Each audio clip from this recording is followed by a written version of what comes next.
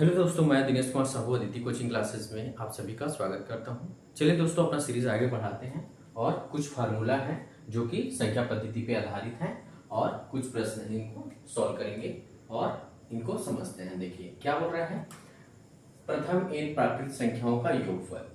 प्रथम n प्राकृत संख्या का योगफल निकालना है तो आप कैसे इसको निकाल सकते हैं। एक जैसे दिया है प्राकृत संख्या 1 धन 2 धन 3 धन 4, ये कहाँ तक होता है, n तक होता है। प्राकृत संख्या किसको बोलते हैं, एक से जो अनंत तक रहता है उसको प्राकृत संख्या बोलते हैं। तो ऐसा ही कुछ दिया रहेगा तो इसका हम लोग को फार्मूला क्या लगाना है, n ब्रैकेट में क्या हो जाएगा n+1 और डिवाइड बाई 2 हो जाएगा। ठीक, इस फार्मूला से आप n प्राकृत संख्याओं का योगफल निकाल सकते हैं। दूसरा क्या दिया है, देखिए दूसरा, प्रथम n सम प्राकृत संख्याओं का योगफल। अगर संख्या सम रहे, प्राकृत संख्या रहे और सम रहे, सभी संख्या सम रहे। सम संख्या मतलब 2 4 6 8 0, ये सब क्या आना चाहिए, इसके इकाई के स्थान पे आना चाहिए। ये सब संख्या होते हैं तो इनका योगफल निकालना है। तो इनका योगफल निकालना पड़ेगा। निकालने के लिए क्या करेंगे, देखिए 2 धन 4 धन 6 धन 8 धन 10।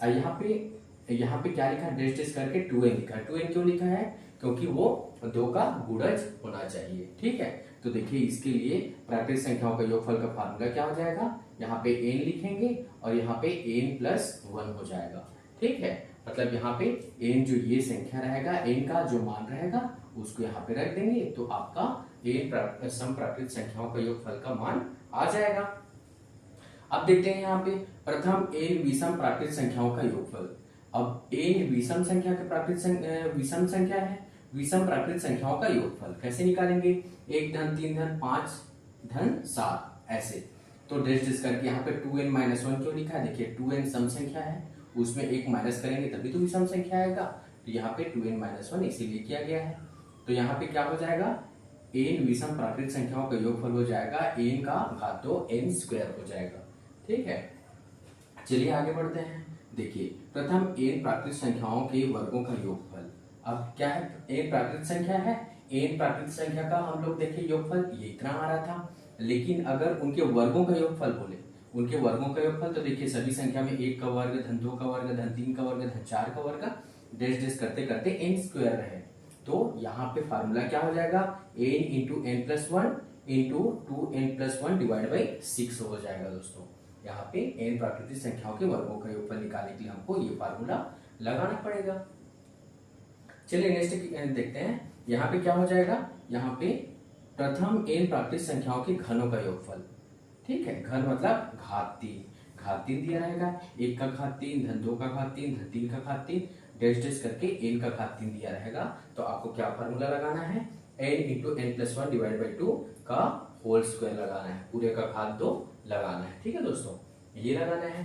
अब आगे देखते हैं, श्रृंखला के कुल पदों की संख्या कितना हो जाएगा। अगर कोई भी देखो सीरीज दिया है और उसका हम लोग को पदों की कुल संख्या कितने पद है वो निकालना है, तो क्या फार्मूला लगाना है आपको, देखिए अंतिम पद को लिखना है, अंतिम पद जो दिया रहेगा उसको लिखना है। और क्या हो जाएगा, प्रथम पद। प्रथम पद मतलब जो पहला पद रहेगा उसको लिखेंगे और दोनों का अंतर है, दोनों को माइनस करना है। और ये सार्वंतर क्या होता है, सार्वंतर होता है जैसे कोई भी संख्या दिया है, जैसे 2 4 6 8 10 ऐसे कुछ संख्या दिया है तो क्या होता है, ये सार्वंतर दोनों के दो पदों के बीच का अंतर होता है, दो लगातार पदों के बीच का अंतर। तो देखिए इनके बीच का अंतर कितना है, 2 है, इनके बीच का अंतर भी 2 है, यही सार्वंतर हो जाएगा।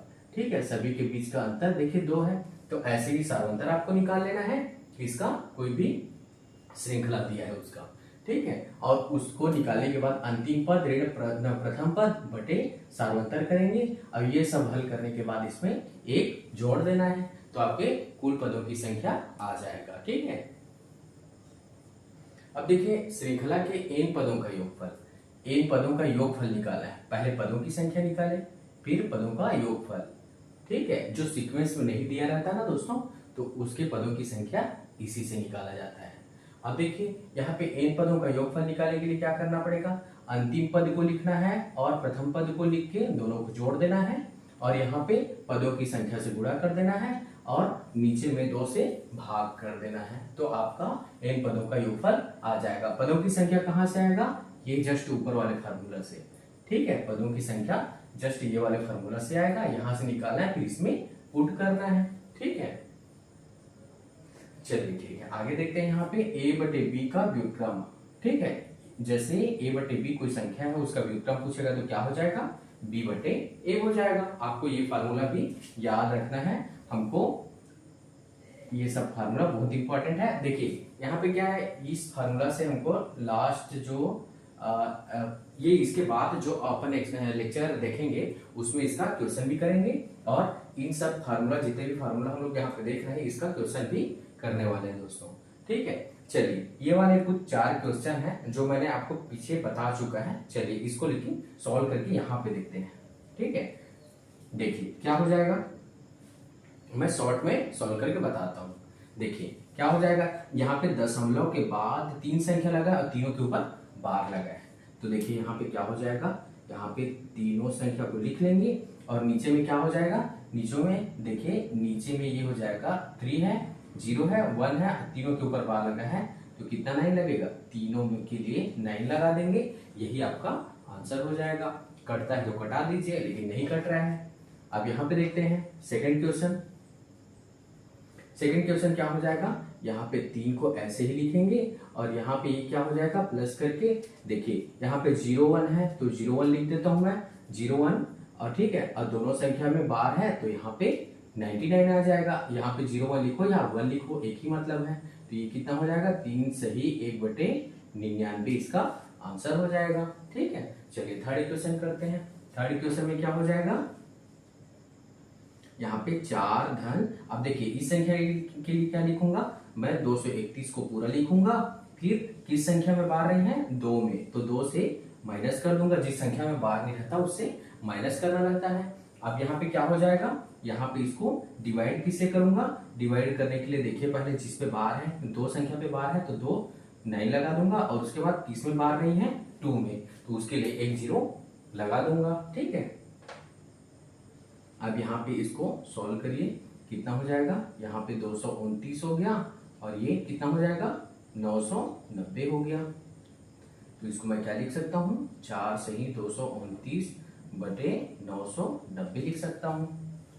ठीक है, ये आपका आंसर हो जाएगा। चलिए लास्ट क्वेश्चन करते हैं। देखिए यहाँ पे क्या हो जाएगा, यहाँ पे 5 लिख देंगे और यहाँ पे 1 के लिए क्या लिखेंगे, 1 बटे 9 कर देंगे, एक संख्या पे बार है। ठीक है, तो उसके लिए बटे 9 कर देंगे। ठीक है, अब यहाँ पे क्या हो जाएगा, 5 सही 1 बटे 9 इसका आंसर हो जाएगा। ठीक, इस तरह से हम ये वाले क्वेश्चन को सॉल्व कर सकते हैं। और जितना भी फार्मूला बताया यहाँ, इस फार्मूला से हम लोग नेक्स्ट लेक्चर में क्वेश्चन भी करने वाले हैं दोस्तों। ठीक है, ओके, थैंक यू।